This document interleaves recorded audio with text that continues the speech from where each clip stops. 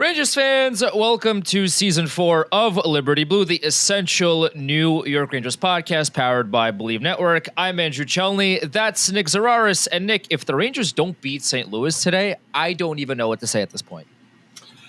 Wasn't it against the Blues we had that? I think it was under Alain Vigneault in 2017. There was a game where Larry Brooks wrote a column that said if the Rangers lose tonight, he's going to get fired. And ultimately, they won that game. They hung around till about mid-January, but a lot of injuries derailed that season. And they're not as injured as they were that year. They're not as old as they were that year. But you could talk me into that being the parallel for where they're at in the life cycle right now. That last year was the knockdown, and this is the confirmation of the knockdown. And we had said 2 weeks ago, the idea here was the longer something seems to be true, the more likely it actually is true. And the Rangers have played 23 regular season games so far. The first 10, fine.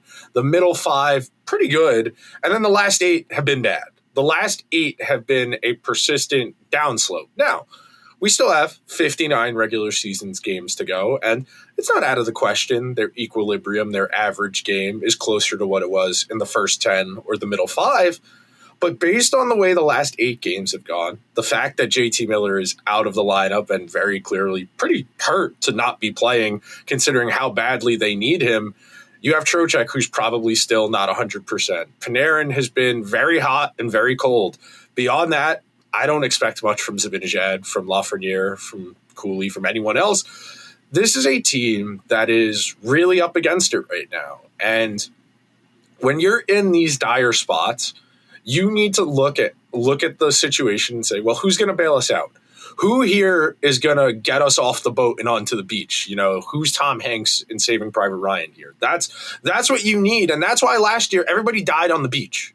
That's why the Rangers season went off the rails last year. There was no one to actually get them up the beach and to start the mission.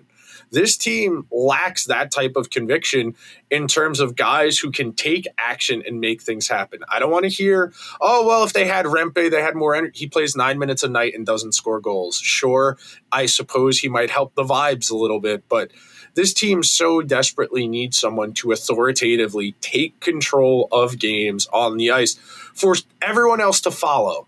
Because right now, this is a rudderless hockey team, and their underlying numbers aren't awful on the season, but for the last 7-8 games, they've been trending downward. And maybe that's a case of guys playing closer to the back of their hockey cards as opposed to what they had been in the first 10, 15. And what we had said, and I'll throw it to you on this, what we had said after that first 10, 15 game window was everything here should be going better than it is. The underlying numbers are actively good, and the offense isn't coming. And our point was, well, it's not enough to just be in the good situation. You also need to have the players capable of taking advantage of it. You know, we talked about how Connor Sheary and Taylor Radish and Jusso Parssinen and Edstrom and Carrot, when half of your lineup are guys who are going to finish with 6 or 7 goals or fewer, we're talking about a fatal flaw in your roster construction here. That if we need to play lights out, perfect defense every game to win, that's not a tenable strategy for 82 regular season games. For a playoff series, you roll the dice, you flip the coin 7 times, and you hope you win 4 out of 7. But for 82 games, for our strategy to be, we need to win 3-2 or 2-1, or we're going to lose. This is not tenable. It just isn't. Well, speaking of not tenable, right now, Trocheck isn't practicing and J.T. Miller isn't practicing. So as of this morning, the second line is currently Panarin, Jusso Parssinen, and Johnny Brodzinski, to kind of put into perspective just how dire the situation really is. Now, you know, obviously you lose Trocheck and Miller, 2 of your top 6 forwards, and your lines aren't going to look as good as, you know, they would normally. Jusso Parssinen was healthy scratch for like 2 months last season. By 3 different hockey teams last year, by the way. He was scratched by the Predators, season, the Avalanche, and the Rangers last year. That is the type of player. Right. And like, I get that he's kind of a placeholder for maybe if Trocheck can play tonight, then Parssinen won't be playing. And, you know, but even then, okay, well, you slide Trocheck in there. Brodzinski's playing top 6 minutes. This is the state of the team. And some of the sometimes we get comments that are like, but Shesterkin isn't playing as guys. He's still 7th or 8th. Guys, Johnny Brodzinski is playing top 6 minutes on this team. It doesn't matter who the goalie is. Dominik Hasek could turn the clock back 20, 30 years, sign with the Rangers right now, and the problem would remain the exact same. You can have Patrick Waugh, you can have Marty Brodeur, you can have Carey Price, you can have Eddie Johnson. All at the same time. Name anybody. Name your favorite goaltender. Have them be in their prime, slot him into the goalie spot, and here's the thing, the problem remains the same. You have Johnny Brodzinski, who I like, by the way, as like a fourth line player, as some, he's somebody that can score goals every now and again. Like he's somebody that is, that provides value in a fourth line position, not in the top 6 role. So at a certain point, whoever the goalie is doesn't matter. And this is the biggest problem right now with this team is, okay, well, you couldn't really score with J.T. Miller and Trocheck on the ice with everybody healthy, quote unquote healthy. And now that both of those guys are off the ice, you have Parssinen and Brodzinski playing second line, the second line, apparently, according to practice. We'll see how it goes in the game. But complaining about the goalie just doesn't do anything. And by the way, like Quick, is day to day as well after he got injured against Utah, and Dylan Garand is up for a bit. And again, like Jonathan Quick played really well. Like you want to complain about the goalies all the time, but I'm not saying we have comments and we get tweets about it all the time, like, oh, Shesterkin, blah, blah, blah, blah, blah. Quick played really well again, and the Rangers couldn't score again. So, you cannot just, you have to zoom out for a second and look at what's going on outside of the crease and say, okay, well, the goalies are doing what they're supposed to be doing. If you want to argue Shesterkin should have, could have saved the goal every now, like, okay, fine, you want to do that, that's fine. Rangers still got to score goals. Quick can't score goals. Shesterkin can't score goals. Until that gets fixed, it doesn't matter who the goalie is. So, real quick on that note. They have the 3rd best save percentage in the league at 5-on-5. I'm not particularly worried about the goaltending, but I think the fact that people continue to do that illustrates an important point. Hockey is the most interconnected sport. You don't have an offensive and defensive coordinator on your staff the way you do in football, because they're too interconnected. You wouldn't be able to implement the responsibilities of those types of roles that there are in football in hockey, because everything is interconnected. There is no one or the other. Everything has a recourse. Everything has a trickle-down effect. So, for example, because the Rangers struggle to score a lot, it puts an increased magnification on their defenders. So their defense, which on the whole is playing pretty well. You go and look at the underlying numbers on a rate basis. They're middle of the pack in scoring chances against and shots against. They're 2nd in goals against. They're 3rd in expected goals against. They are 1st in high danger chances against. All of that says, on the whole, this is a pretty good defensive team. But because all of these games are so close, because they're all so low scoring, all it takes is one mistake. And even though the defense has been really good for the majority of the game, one mistake ends up in the back of the net and you're trailing. Because you're trailing, you need to be a little more risky on offense to try and facilitate making up that deficit, whether that's being more aggressive or juggling the lines. But because you're going to have to concede a little bit of defense because you're chasing the game, that puts an increased magnification on your goalie. So if the defense is a little more leaky, and the goalie has a bit more responsibility, and they're already struggling to score, you see really quickly how these all play into each other. And that's why anytime you have it's the goalie's fault, everything is playing off of each other. Hockey is very complicated. Hockey has the most variables, arguably, of the 4 major sports, and it's why these games, even though, like I said, the underlying numbers, especially defensively, are good, and all indications would say this is a pretty good defensive hockey team, it doesn't really feel like it because they can't score enough to make the defense worth it. And that's why when we had Arthur Staple, I'd ask the question, does it make sense to be a defense-first team in 2025? Because this is a scoring league now. You need to have skill. I mean, if teams like the Utah Hockey Club can have Logan Cooley and Nick Schmaltz, who's apparently a really good player now, and Clayton Keller, and that's, a middle-of-the-road hockey team, Well, as you said, the Rangers are going into a game tonight against the Blues where the Blues are god-awful, but Robert Thomas could probably be the second best forward on the Rangers. Jordan Kyrou could probably be the second best player on the Rangers.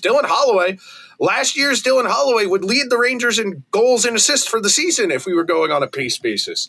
So everybody has guys now. Even the terrible hockey teams have 2 or 3 guys.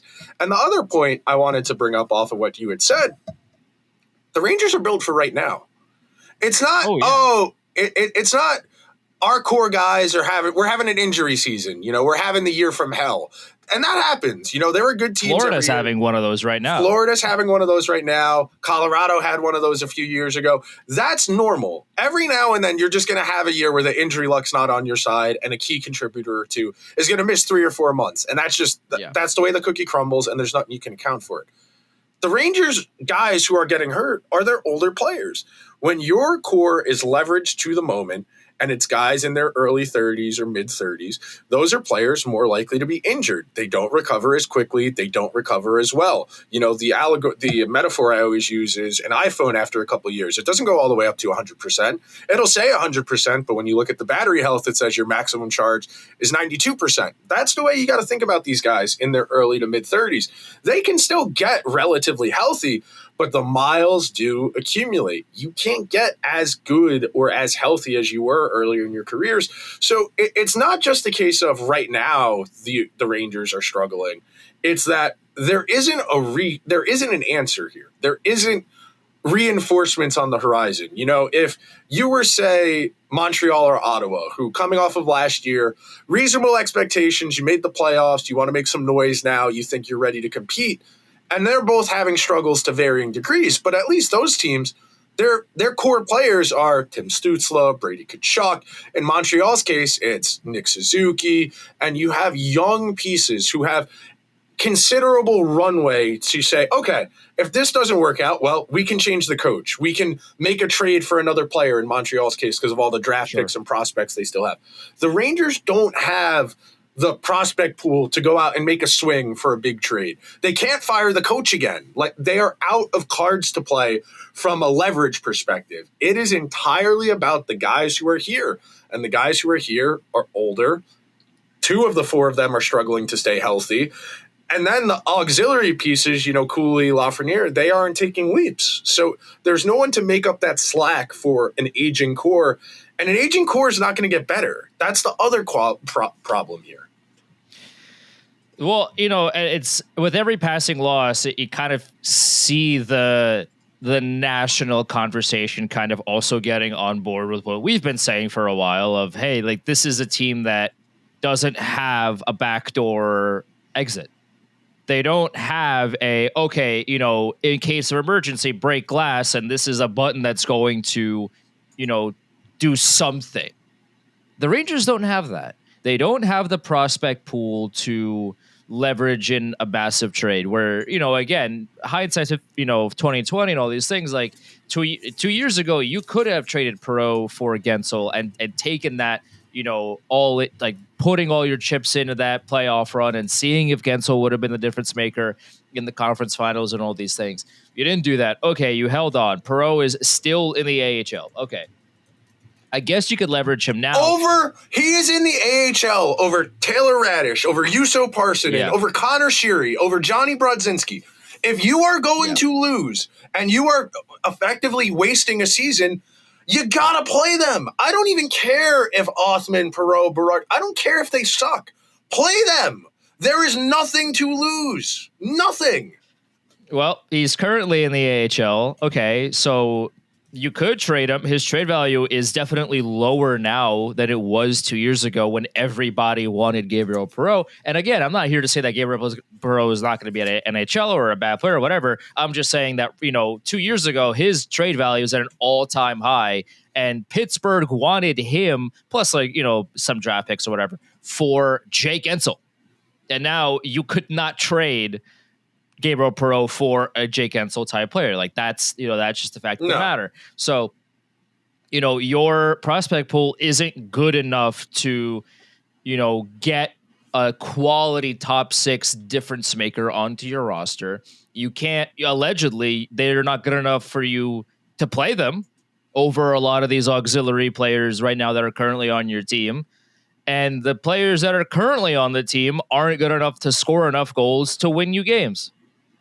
Oh, and by the way, every single free agent ever that is worth giving top 6 money to next season have all re-signed.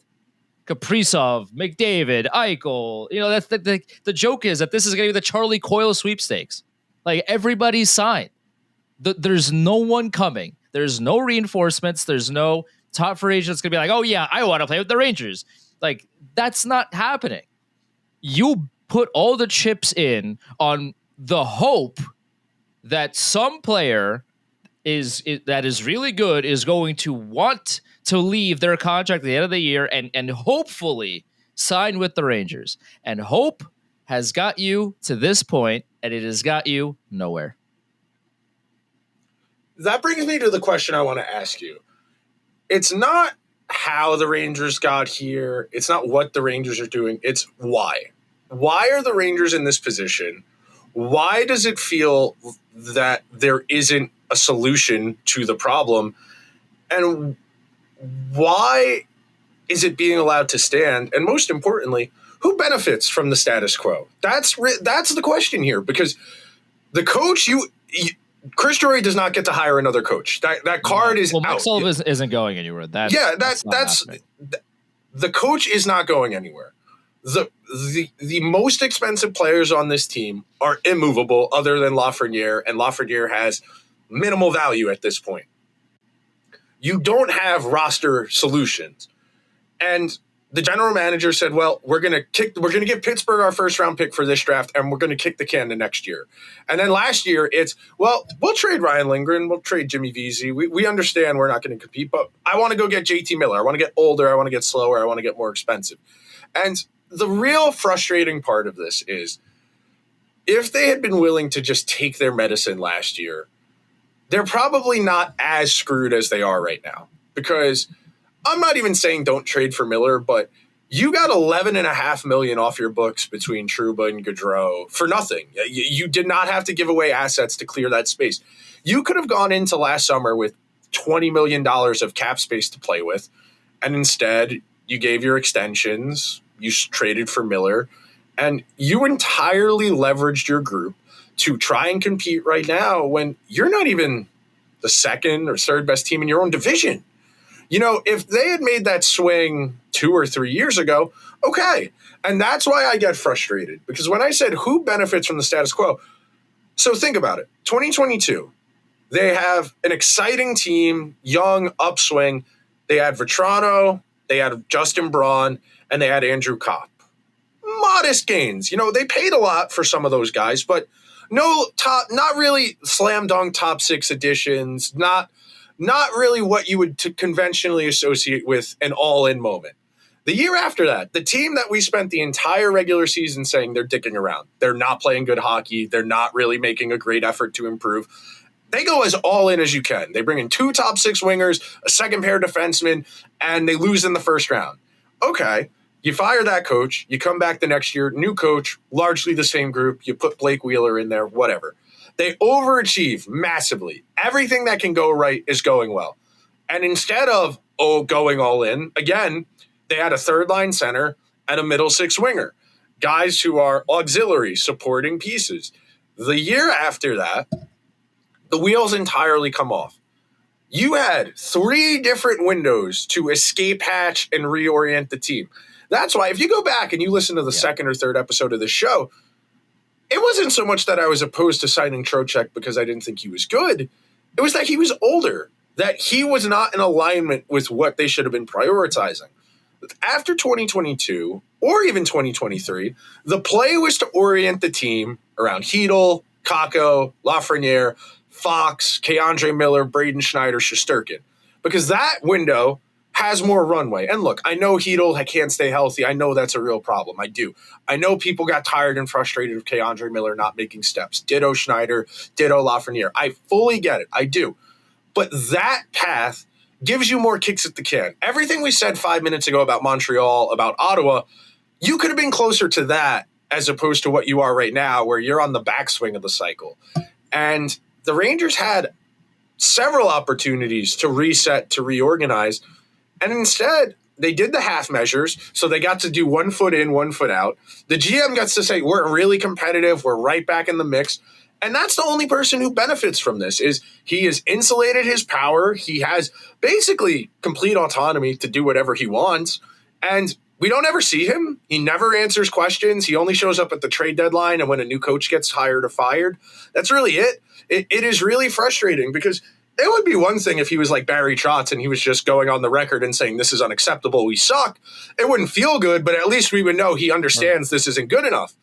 I don't know. Does Chris Drury think this is good enough? Because he doesn't tell us. He doesn't go on the record.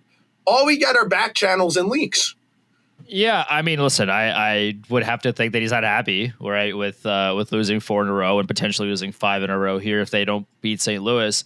Yeah, I mean, I too would prefer to have a general manager that says things on the record every now and again. That's not just at the trade deadline or what have you. So yeah, I mean, for sure, I would like Chris Drury to be more vocal, especially when things aren't going well, or when things are going well. I would also like to hear Chris Drury be like, "Hey, like this group is playing really well, and I'm happy to see that that the roster and the staff are all contributing to a winning product, right? Like it in both swings, I would like to hear from the general manager. We haven't heard from Chris Drury since Mike Sullivan, pretty much.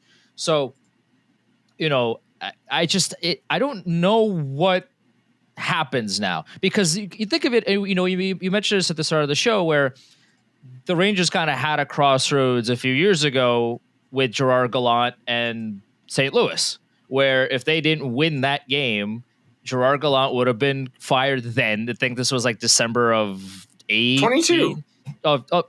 18, You're thinking Gallant 22. Yes, the Vigneault one was that yeah. too. Vigneault, I think, was against Vegas, maybe. Vigneault might have been a Vegas Halloween game, if I remember correctly. Yeah, something in that boat. But 2022, December 22, where the Rangers were awful. I mean, they just couldn't win a hockey game to save their life, and then basically they were down a few goals heading in that second period, if I'm not mistaken. And then they came back. They still, they actually showed some light, some fight, and then they came back. Yeah, Bennington tripped over himself, and they scored a goal. Yeah, that's right. St. Louis kind of, I don't want to say gave it to the Rangers, but like, the Rangers played well in that third period, but St. Louis did not play well at all.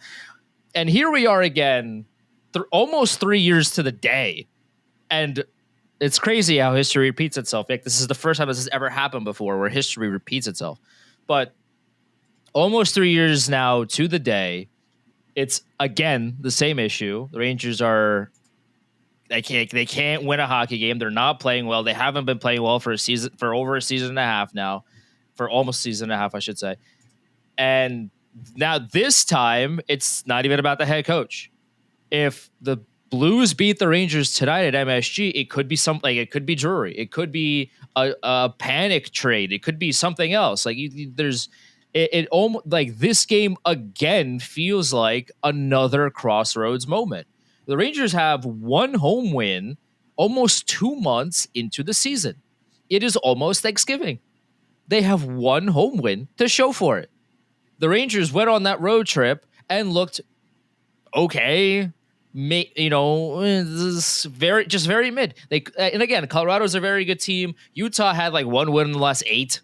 Like the Utah game was very winnable, right? Like the Vegas game was very winnable, and they just could not produce enough offense to get that, to get the 2 points, to take it over some of those teams. So, okay, well, the offense wasn't coming from the guys that were there, and now it's Jusso, Parssinen, and Johnny Brodzinski in the top 6.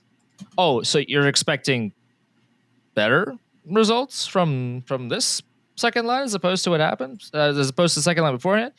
I don't know what the solution is either. And Chris Drury, I don't think I knows either. Like, okay, so, let's say you fire Chris Drury and you bring in whomstever you want. Insert name here that's not Mark Messier. That's not happening. Please don't put in the comments to hire Marc Messier. If Marc Messier wanted to be a general manager, he would have shown the hockey world that he was willing to put the work in. He had opportunities to be a GM or GM of, maybe minor league teams or whatever. He chose not to do that. Do not say the Rangers should hire Marc Messier to be the GM. If you listen to Marc Messier on TV, all he wants is hashtag grit, hashtag sandpaper. Like, this is not, he's not the right name for that position right now. If you fire Chris Drury and hire whomsoever it is, what is the first thing that you'd want them to do? What is the correct way out of this? Is it trading Panarin? Is it trading Lafrenière? Is it trading Susie? I don't because the Rangers can't give up more assets. They don't have any. What are you going to trade? What are you going to? You're going to trade Perreault for a middling top 6 player? Okay, what does that solve exactly? This doesn't solve anything. Zibanejad's locked until 2030. Miller's locked until 2030. Trocheck is locked too. Like, all of these guys are locked. What is the next GM going to do? And I'm not saying, this is not like a keep Chris Drury statement, but at the same time, it's like, okay, well, you let Chris Drury go, which probably should happen at the end of last season. You keep him. If you let him go now, okay, but the next GM has to now spend the next 5 years waiting for Zibanejad and Miller to say, okay, actually we can waive, or we could just wait until the contract is over. Like, there's no solution here. Yeah, and that's why I continue to maintain the position that the general manager's relatively content with this, because he knows he can get the owner of the team on the phone whenever he wants, and he can say, Jim, I trust me, I got this, and that's what's going to continue to happen. I mean, Glenn Sather got to be the GM for 15 years, and it took 10 of them for them to have a good team. That's unfortunately what I've conditioned myself to. And I will say, I do appreciate that being the active narrative. I tweeted it after they lost Saturday night that if they want to start making progress, they need a new general manager. And I had at least 10 different people say, you could have Jesus Christ himself as the general manager. It wouldn't matter because James Dolan wouldn't listen to Jesus. And that's kind of where we're at as a franchise. And real quick on that note, I was out Saturday night. I was watching the game at the bar, and I was up at the counter ordering a drink, and the two guys next to me were watching the Ranger game up behind the bar, and Robertson took that tripping penalty and went to sit down in the box, and the guy goes to his friend, who the fuck is that? I have no idea who that is. And I think that's a good testament to where the Rangers are at right now. If you put everybody on this team other than like Fox, Shesterkin, Zibanejad, Panarin in a lineup, I'm not sure the average Ranger fan would be able to recognize them or identify them. And some of that is just like a joke about every hockey player largely looking the same. But at the same time, this is not a particularly exciting group.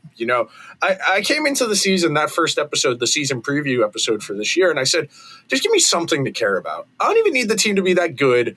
Give me opportunities for guys to play. Get Morrow in here, Laba, Berard, Perreault, Osman. Give me something. Let me leave here with something. If we're going to not be a good team, at least give me some answers. Because I have a lot of questions, but we're not getting any answers out of them. Because as you said before, there isn't an obvious move. Even if you brought in a new general manager or even a good one, the options are very limited. You still have to convince Panarin to accept the trade. He could be an ass about this and say, I don't want to be traded, and just make himself sit the rest of the year with play out the rest of the year and then walk to free agency on July 1. He could do that if he wants. We know Zibanejad's not going anywhere. We know Trocheck and Miller are the general manager's guys. They're not going anywhere. Okay. You could probably get like a third and a fifth for Lafrenière. You could get another player who has similarly underperformed for Lafrenière. Okay, that's not materially changing the circumstances here. This is an over-leveraged team that is old, that is expensive. They don't have anything great. Like, I can't even feel optimistic about Perreault or Morrow because they don't even trust them to play. Yeah. It would be one thing if they were in the lineup and struggling. I'd be like, damn, this is disappointing. They flopped on more guys they thought were good. We can't even get a determination. And the thing is, the longer you wait to give these guys a chance, the less likely they are to hit. The fact that Brennan Othmann is stuck in the AHL for this long, that tells you that they don't feel great about him and they don't think he gives them a good chance to win. Now, Some of that is the short-sighted we always talk about. I would rather the bad old player rather than the maybe bad player play. But at the same time, if he was doing enough to convince them that he should play, he'd be playing. And it's the same thing with, to some degree, with Morrow. And he's only been in the org for, 2 months, considering he was in Carolina. But that's the way you got to think about this. If the older guys aren't turning back the clock, who's filling in the gaps? And you can get the Taylor Radishes of the world in free agency every year. There are always going to be guys who can score 10 goals for $2 to $4 million. That's not the question here. If your most important players, your 4 or 5 most heavily used forwards, are all simultaneously regressing and or underperforming, you have a fatal flaw. It's not just the team is underperforming. It is the roster is assembled poorly. There aren't a lot of corrective measures to be taken. And I get it. The general manager thinks to himself, if I start to unwind my position, I don't know if I get to see the rebuild through to the end. I don't know if I get to remake the roster a second time. And that's valid. I get that. Most GMs don't get 2 kicks at the can unless you win in the middle. If you win in the middle, you get a second chance to reorient the roster. But there isn't really a path to that other than waiting it out. And that's not acceptable. You're burning away primes here of guys who are young and cheap or not even giving guys a chance. And it feels so hopeless and dire. And it's November. It's not even Thanksgiving yet. Like Thanksgiving is for another few days. And already kind of just feels like, well, this is what they are. This is not only what they are, there's no way out. And what now? Because again, you can fire Chris Drury and bring in maybe Bill Zito's right-hand man, right? Like if you call up Florida and be like, hey, whomstever was the guy right behind Bill Zito that built the last 2 cups in Florida, if they want the GM job of the Rangers, they can have it. Even if you bring in that guy, and I don't know how I would imagine that they're pretty bright considering look at that Florida team. Let's say they bring in that guy. Well, is he going to have the range that is needed to make his own decisions? Is he going to have to, be handcuffed in how he can go about things? Obviously, he's handcuffed roster wise, given the no move clauses, the no trade clauses, all of these things that are locked into virtually every roster player on this team for reasons unbeknownst to mankind. But, you bring in the smartest guy in the room to fix the team, but every single option that that they should be having to fix the team is locked behind like those, like the Rite Aid, like the Rite Aid locks. Like you can't even get deodorant anymore. It's all locked. You got to get someone to open the lock so you get deodorant. This is what the Rangers roster is. Everything is locked. And if you want help, you got to get them to buy in. Like you cannot move the Zibanejad contract. It is locked behind, those plastic doors. And you need Zibanejad to come in and unlock that door for you. But he's not there. Bro is on lunch break. He's not coming to open the door for you. No matter who it is that is asking for that door to be opened, it's locked, brother. You can't do anything about it. And you can't break the door. So what are you going to do? This is part of why it feels so untenable. It feels so, where is the light at the end of the tunnel here?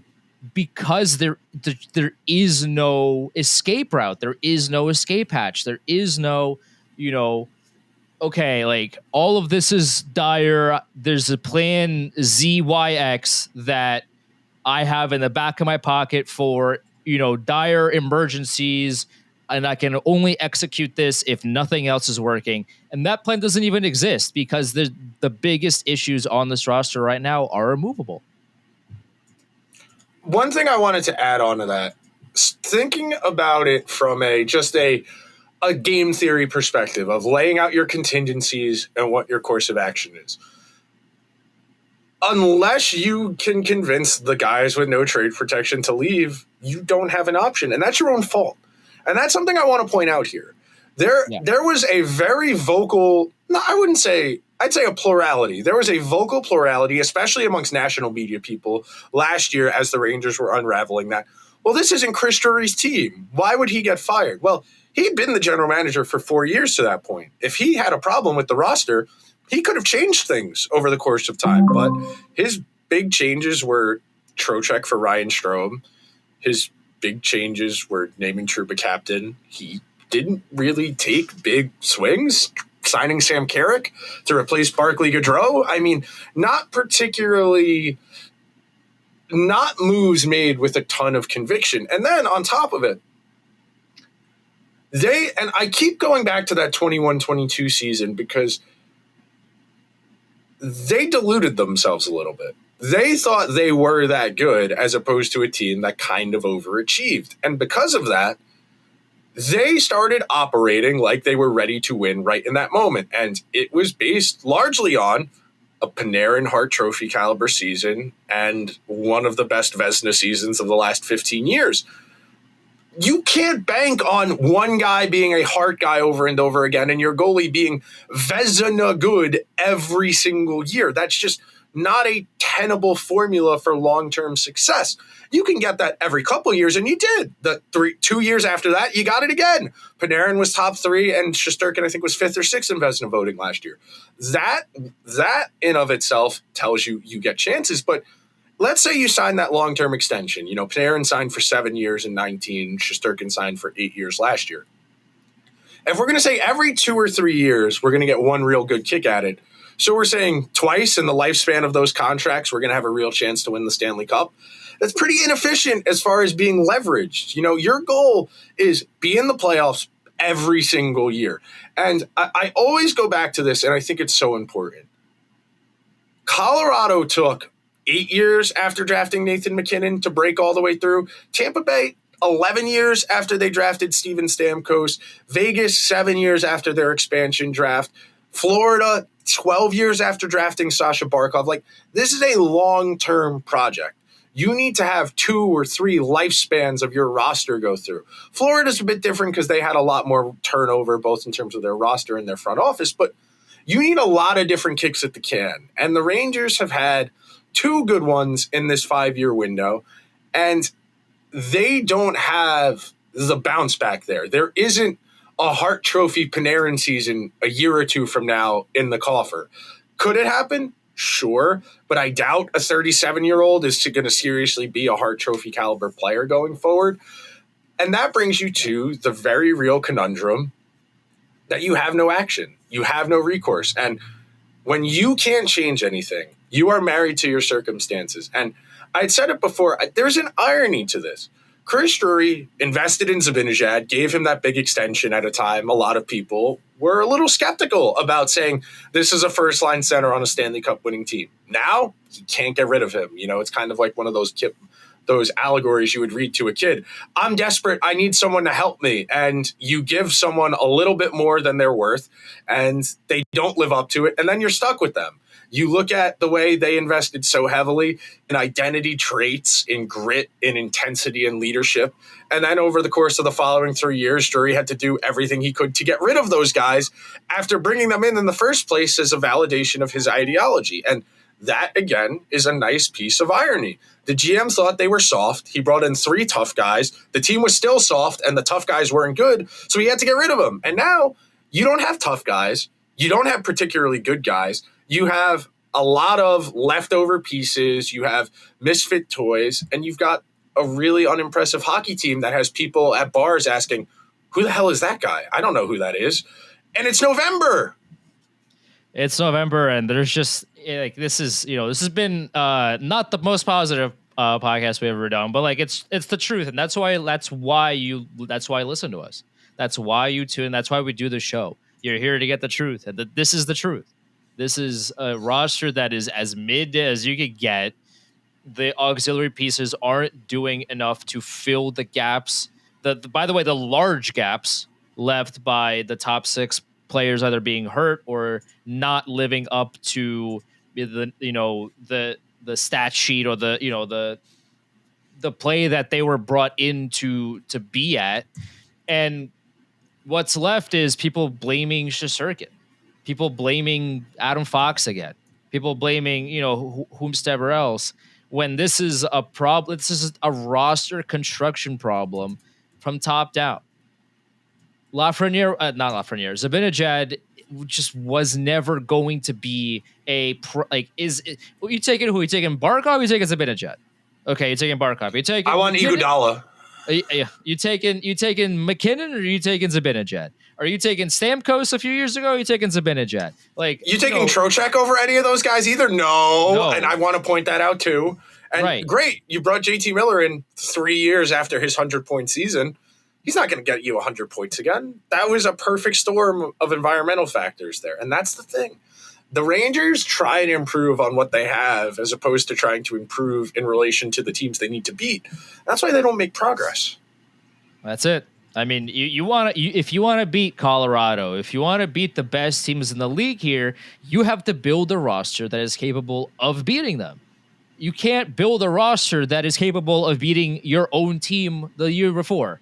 That's not how this works. You're not playing the 2024-25 Rangers in the Cup final. You're not that's not how this works. You are the 2025-26 Rangers going against Colorado, going against Carolina, going against, insert team name here that isn't the previous iteration of your own organization in the playoffs. You have to build a team that can sustainably win against the other top teams in the NHL. Are you building a team that can do that, or are you building the team that is just quote unquote better than the team that you had before? Because those are two very different teams and two very different conversations. And going off of that, like you said, Borgen's better than Trouba, sure. I'll give you that. No problem. By the way, yeah, when he's been in the lineup, he's been great, but that's not good enough. Will Borgen's probably a third-pair defender on a Stanley Cup championship team, and the Rangers' big ploy to be competitive this year was Borgen and Soucy. We're going to reunite the 2022 Seattle Kraken because that was such a great hockey team just 2 years later. We can wrap on this. I don't think Chris Drury likes the team he has very much. I don't think he likes the archetypes and the players. But you made the Faustian bargain. You backstabbed your mentor, somebody who you worked under for 7 years, to take the GM and the president job. You assured the owner, yes, we can win. They're taking too long. I promise I can do this. And now you're dealing with the consequences of that action. Jeff Gordon wasn't perfect. Nobody's clamoring or saying he was going to definitely win with the group he was building. But at least the foundation was set up. There was something to operate from as opposed to these random extraneous moves that are largely reactionary and trying to solve problems that he made for himself in the first place. And I just don't see it. I fundamentally do not see it. If you want to be the Islanders of the last 3 years under Lou Lamoriello, great, okay. I'm not paying $120 to go to your games for that. I know. I was talking with one of my friends who has season tickets, and there was a game coming up he couldn't go to, and the suggested resale price on his tickets was $84, and that's your key. If you are a Ranger fan out there who wants to see change, you need the team to continue sucking, because then you need the season ticket holders to not renew their season tickets. That's your only recourse and your only hope, because those are the people who keep the lights on. The season ticket holders are the ones who, if the team is bad, they don't make their money back for the games they can't go to. The resellers don't make their money. And that's your only recourse, because as much as we would like to think, talking into the void doesn't change anything, unfortunately. It's nice. It makes me feel better. But short of people stopping going to games, you are not going to get direct action. And unfortunately, direct action is hard to do against big companies. So you got to hope they keep losing, and and that sucks. You shouldn't have to root for your favorite team to lose to make good things happen, but that's just the reality of where sports are right now. And the reality of where the Rangers are right now. Yeah.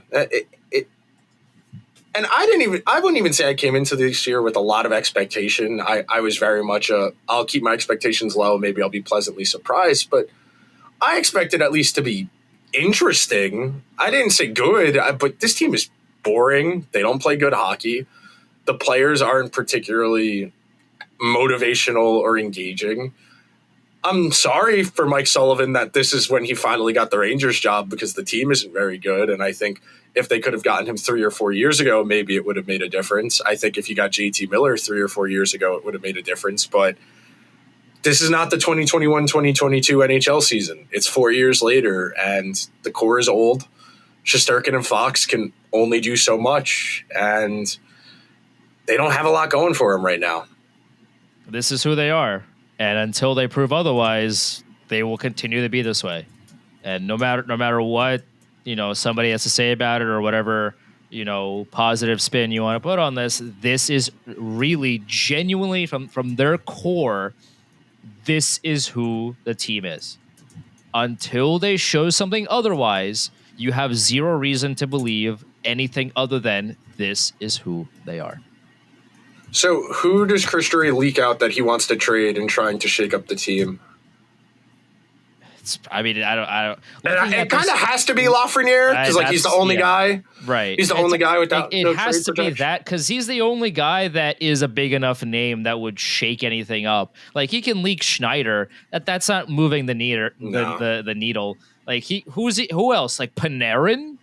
Like okay. Like that's already out there in the wind though. That's the thing. Is like right. And that's just it goes back to everything else that we've talked about today. It's okay, well, what would the first move even be for a new GM? You can't really make the ones that you'd want to make. So how else are you going to move the needle? I don't know. You're just handcuffed right now. All right, that'll do it. Maybe they beat the Blues. Hopefully they can beat a team with like an 840 team save percentage, but the Rangers also can't score at home. So it's a real irresistible force. This is a catch-22. This is a real Sophie's choice of a hockey game. Who's going to suck the least? Yeah. That's always what you want to hear from your favorite teams. That's always what you want to hear. How do we suck the least? Hey, I mean, I can't even say it could be worse because I also watched the Giants lose another game. They had a 10-point lead in the fourth quarter yesterday, but God, man, New York sports are in the mud. Other than Gotham, who continues to win in the NWSL, everything kind of sucks. The Knicks, I know we'll get there. The season's early. There's fluidity. There's movement. I'm not very excited right now. They can't win on the road. The Rangers can't win at home. The Knicks can't win on the road. I mean, like this, they just lost to the Magic again. Like that was another blunder of a game. Anunoby's hurt. Shamit just hurt his shoulder. I mean, like don't get me started, Nick. There's nothing great going on right now. All right, that'll do it. We'll talk to you guys soon. Everyone have a good holiday later in the week. Be safe out there. See you guys next time. Later.